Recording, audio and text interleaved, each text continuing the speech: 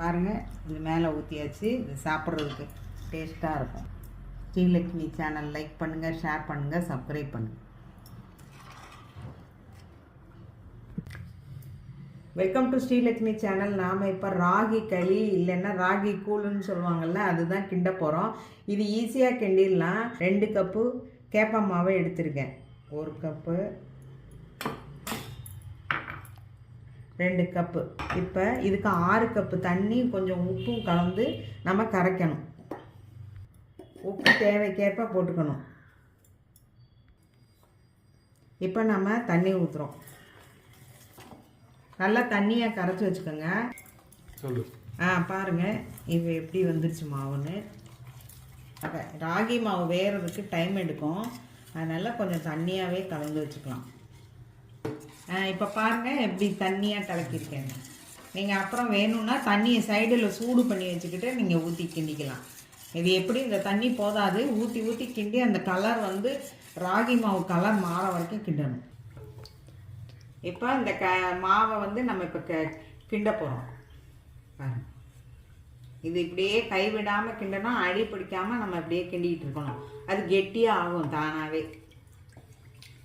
நான் கெட்டியானோம்னா உங்களுக்கு காமிக்கிறேன் பாருங்கள். இப்போ பாருங்கள் திக்காக வந்துடுச்சு.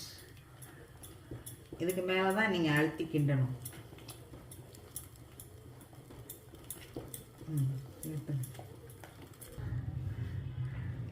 இப்போ பாருங்கள் எப்படி வந்திருக்குன்னு. இதை நல்லா இன்னும் கிண்டணும். நீங்கள் தண்ணி ஊற்றியும் கிண்டணும். தண்ணியை ஊற்றி மூடி வைக்கணும். பார்த்தீங்களா எப்படி வந்துருச்சு. இப்போ பாருங்கள் கலர் நல்லா மாறி கெட்டி ஆயிடுச்சா. நீங்கள் அதுக்கப்புறம் கொஞ்சம் தண்ணி ஊற்றி இதை மூடி வைக்கணும். வலித்து மூடி வச்சுட்டு அப்புறம் ஒரு தடவை கிண்டணும்.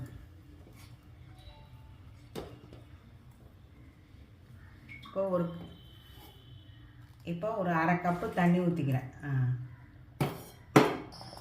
இப்போ 1/2 கப்பு தண்ணி ஊற்றிருக்கு. இது கொதிச்சுக்கிட்டு இருக்கு.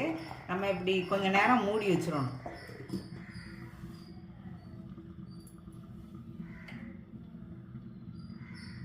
இப்போ மறுபடியும் கிண்டணும்.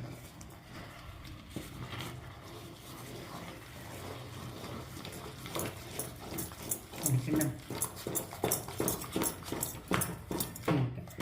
கையில் இப்படி ஒட்டாமல் வரும்போது ஆஃப் பண்ணிடணும்.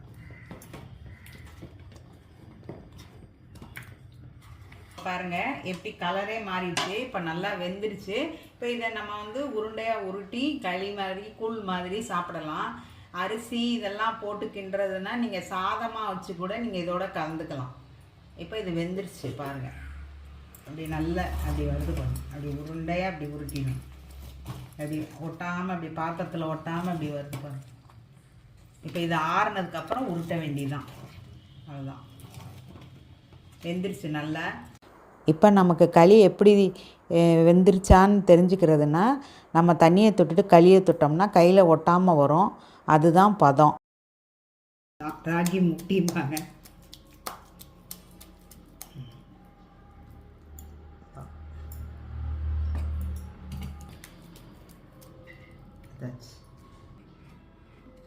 ராகி களி இல்லை ராகி கூழ் எல்லாம் இதுதான்.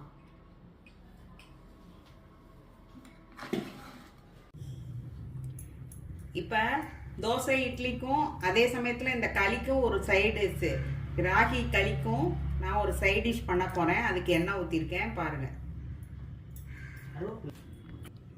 கடுகு போட்டாச்சு, கருவேப்பிலை போட்டாச்சு, வெங்காயம் போட்டாச்சு, பச்சை மிளகாய் இது வதக்கணும்.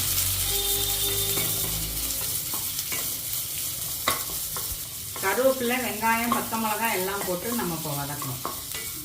இப்போ வெங்காயம் நல்லா வதங்கிடுச்சு. இப்போ தக்காளியை போடுவோம்.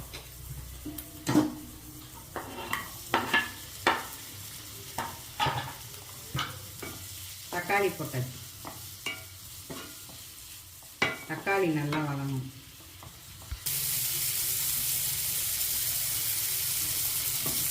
தேவையான உப்பு கொடுக்குறோம். கொஞ்சம் மிளகாய் பொடி ஒரு பிஞ்சு போட்டுக்கோங்க. பச்சை மிளகா போட்டிருக்கு, நல்லா கொஞ்சமாக மிளகாய் பொடி, கொஞ்சம் மஞ்சள் பொடி, போட்டு நல்லா வதக்கி இப்போ கொஞ்சம் தண்ணி ஒரு டம்ளர் தண்ணி ஊற்றிக்கிறோம். ஊற்றி கொதிக்கணும். இப்போ ஒரு ஸ்பூன் கடலை மாவு எடுத்துக்கிட்டோம். இதை தண்ணியில் நல்லா கரைச்சிடணும். இதை கட்டி இல்லாமல் கரைச்சிடணும்.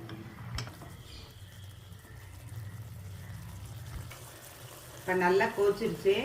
இப்போ இந்த கரைச்சி வச்சுருக்க கடலை மாவை இதோட சேர்த்துக்கணும்.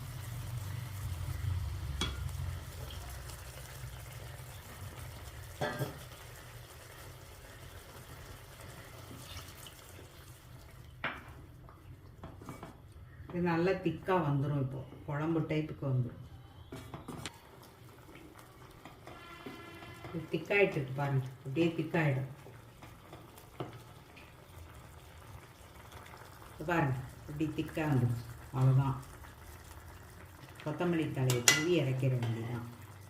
கொத்தமல்லி தலையை தூவி இறக்கிற வேண்டியதான்.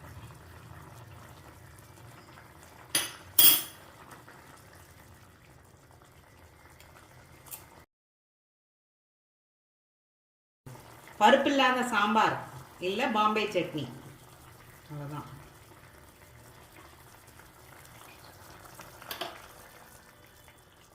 பாருங்கள், இது மேலே ஊற்றியாச்சு. இது சாப்பிட்றதுக்கு டேஸ்ட்டாக இருக்கும். இப்போ ராகி களியும் இந்த பாம்பே சட்னி ரெடியாக இருக்குது. நீங்கள் இதில் தொட்டு சாப்பிட்லாம், நல்லாயிருக்கும்.